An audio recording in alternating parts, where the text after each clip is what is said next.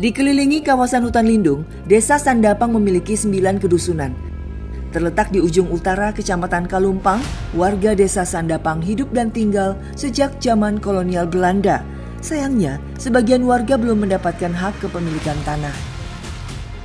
Ya, untuk mencari undo memang lokasinya harus di tanah, strukturnya itu tanah bebatuan. Jadi kalau misalnya tanahnya berair, penuh air, justru undo itu tidak tumbuh.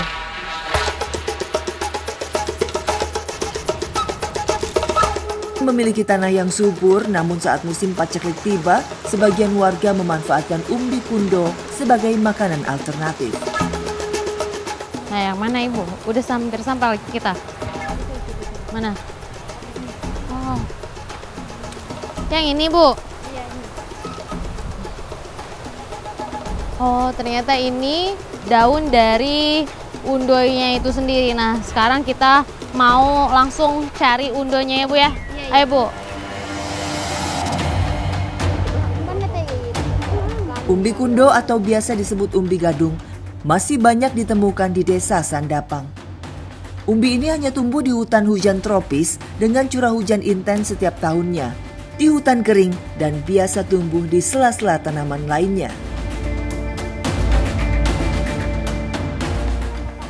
Ya, memang jenis umbi undo ini sulit sekali didapat di zaman sekarang karena mereka tumbuh liar dan juga ketika ditarik seperti ini, kalau yang besar ini berduri banget.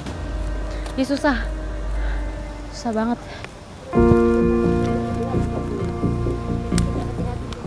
Lahan pertanian yang semakin sempit, akses jalan yang sulit, pupuk yang mahal membuat warga sering mengalami kesulitan saat bertani. Hal ini membuat kondisi ekonomi yang semakin sulit, hingga banyak orang harus berpikir lebih keras untuk bertahan hidup, terutama para ibu yang menjadi garda terdepan dalam memastikan perut keluarga agar tetap terisi meskipun harga-harga terus naik.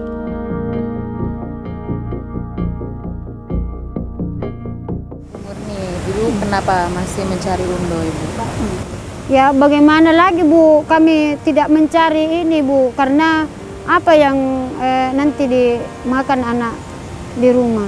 Kami mau presiden sekarang itu memperhatikan akses jalanan ke sini dengan lahannya Bu.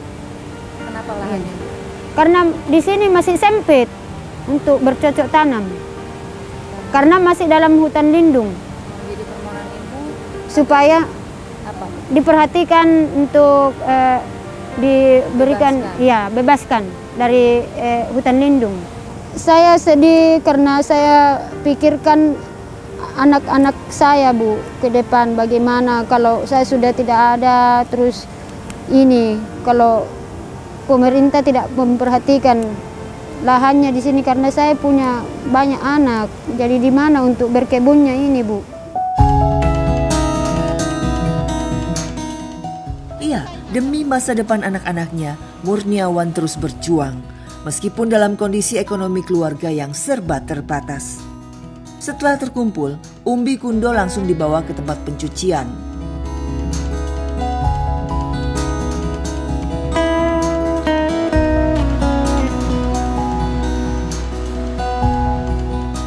Proses pencucian ini memanfaatkan aliran sungai agar lebih mudah membersihkan tanah yang masih melekat. Dengan cara ini, tekstur permukaan kundo menjadi lebih halus tanpa merusak bentuknya. Ya, umbi kundo ini harus dibersihkan terlebih dahulu agar menghilangkan getah dan juga tanah yang menempel. Setelah dicuci bersih, semua dibawa untuk proses selanjutnya.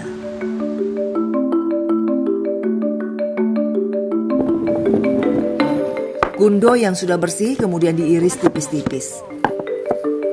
Tujuan dari pengirisan kundo ini agar nantinya menghilangkan getah dan juga racun yang ada di dalam kundo ini.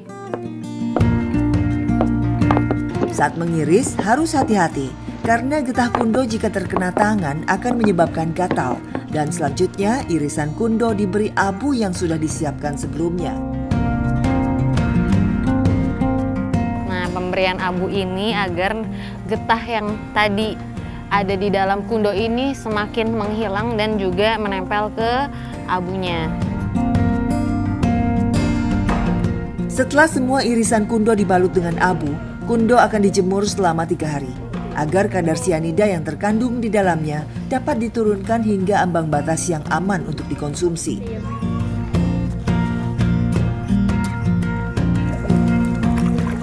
Memang proses pengerjaannya cukup panjang, namun kondisi ekonomi keluarga yang serba sulit, mengolah umbi kundo menjadi makanan menjadi salah satu cara untuk menyambung hidup mereka.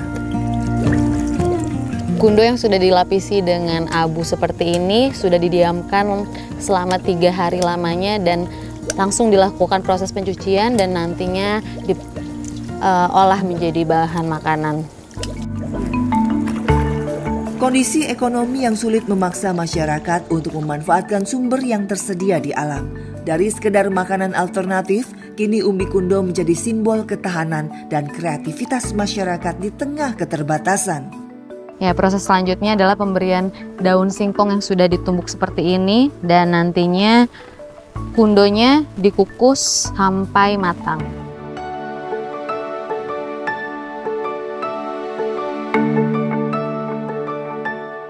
Umbi kundo yang tumbuh liar di hutan dan ladang kini jadi harapan menyelamatkan dari kelaparan.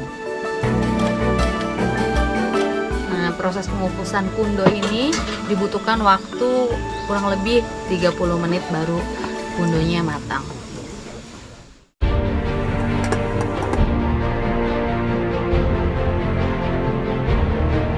Akhirnya setelah 30 menit, olahan kapeo kundo sudah matang dan saatnya kami makan.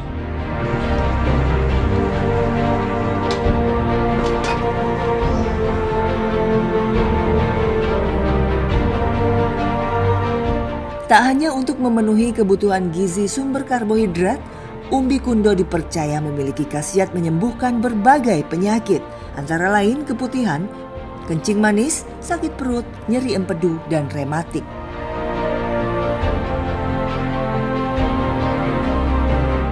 Ya, saya melihat anak-anak di sini memakan kundo dengan lahapnya, tapi tanpa lauk. Bagaimana mereka bisa memenuhi kebutuhan protein jika makanan sehari-hari mereka hanya kundo saja.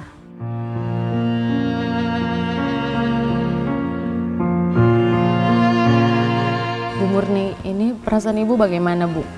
Melihat kondisi seperti ini, makan hari-hari hanya dengan kundo. Tentunya perasaan saya sangat sedih, apalagi melihat anak-anak ini tidak ada makanan, hanya kundo saja. Ibu ingin gak sih kayak Ibu pakai lauk dan lain sebagainya gitu untuk memenuhi kebutuhan nutrisi anak-anak di sini dan juga tentunya Ibu juga di sini? Ya tentu saja kami mau makan yang berprotein, makan lauk pauk. Ya jujur perasaan saya sedih banget karena tidak bisa tergambarkan, tapi inilah potret nyata warga desa Sendapang yang mana mereka belum bisa memenuhi kebutuhan sehari-harinya. Untuk makan saja mereka sederhana sekali, tidak ada lauk. Bagaimana anak-anak generasi penerus bangsa bisa cerdas, tapi kalau makanannya hanya seperti itu.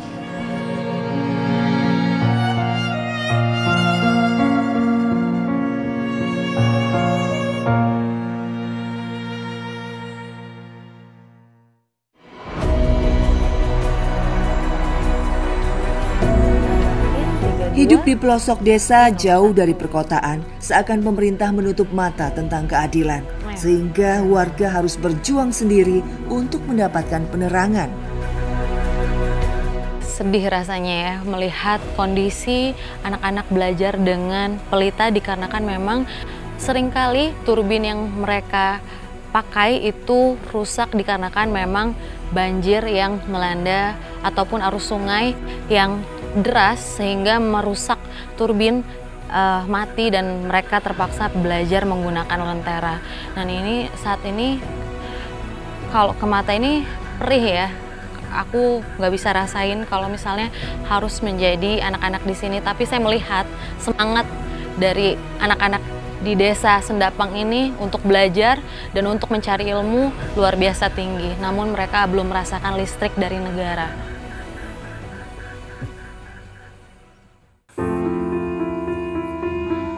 Selama ini warga memperoleh energi listrik yang dihasilkan oleh turbin air yang dikelola warga. Namun mahalnya suku cadang membuat listrik sering padam, bahkan pernah mati sampai 1 tahun. Dan warga terpaksa mengandalkan tenaga surya dan lampu lentera untuk penerangan saat malam hari. Perasaan Ibu gimana sih, Bu? Kondisi seperti ini. Ya, perasaan kami ini sangat sedih, Bu. Karena melihat anak-anak memang ini antusias untuk mau belajar. Tapi sudah beginilah keadaannya, Bu. Jadi kami mau jadi warga atau masyarakat di sini di Desa Sendapang, Bu, supaya kami diperhatikan juga, Bu. Kami juga ini punya hak, Bu. Jadi coba perhatikan anak-anak di sini. Begitu antusiasnya, Bu. Biar juga gelap begini anak-anak pada semangat. Makanya kami warga di sini sangat berharap, Bu, supaya diperhatikan lampunya.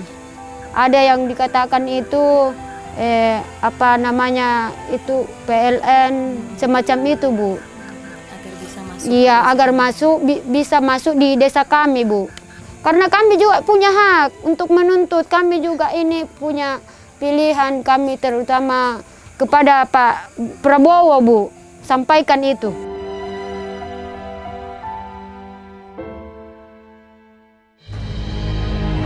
Sulbar ini memang daerahnya, medannya itu sebagian besar pegunungan. Warga Sulawesi Barat yang kurang lebih 1,5 juta orang ini, sebelum negara ini ada, sebelum ini menjadi negara, sudah ada manusia yang hidup di gunung. Dia merasa wilayah itu adalah wilayah miliknya dia, karena memang sudah beberapa generasi di sana. Tapi begitu justru jadi ini dari negara, itu dikasih status lahan-lahannya mereka menjadi hutan lindung. Apa akibatnya? Maka kepemilikan aset tidak ada. Bagaimana solusinya ke depan? Ini harus menjadi kebijakan nasional. Kepada rakyat kita yang nggak memiliki lahan secara turun-temurun, negara harus berikan. Lahan di Sulbar banyak. Nah, saya kira kita daripada mendiskusikan akibat-akibat seperti itu, jalan lalu nggak dibangun, pelayanan kesehatan dibangun, masalah pokoknya kita selesaikan. Beri kewenangan daerah untuk menyelesaikan begitu, terutama kewenangan untuk soal pemilikan lahan, gitu. Kewenangan pertahanan kami nggak punya sama sekali sekarang, apalagi kewenangan di bidang kehutanan, jadi sama sekali nggak punya. Saya kira supaya ini masalah tidak terus berulang, karena bukan hanya Sandapan. Saya terima kasih Trans 7 mengungkap salah satu desa di Sulbar. Banyak sekali daerah-daerah seperti itu yang akses jalan terbatas, nyebrang sungai, lewati hutan lindung. Dan begitu melewati hutan lindung, udah pasti nggak bisa dibangun. Desa pun nggak bisa bangun, bupati pun nggak bisa bangun. Nanti masalah hukum pidana. Nah, inilah kesemberautan administrasi negara kita yang harus ditata, gitu. Coba diberi otoritas, jadi untuk kepentingan rakyat, udah. Administrasinya usah banyak-banyak gitu loh. Bupati, you boleh tanda tangan bupati, wali kota boleh tangan, gubernur bisa tanda tangan. Pasti dari kemarin kita selesaikan urusan seperti itu.